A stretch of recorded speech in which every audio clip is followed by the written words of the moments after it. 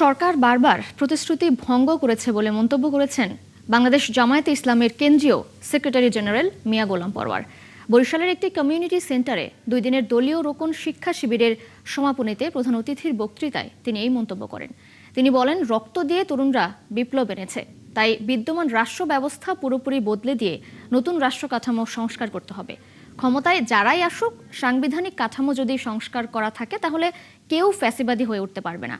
অনুষ্ঠানে বিশেষ অতিথি ছিলেন সংগঠনের কেন্দ্রীয় সহকারী secretary general advocate Moazzem Hossain Helal এবং ঢাকা মহানগর দক্ষিণের সেক্রেটারি ডক্টর শফিকুল ইসলাম মাসুদ।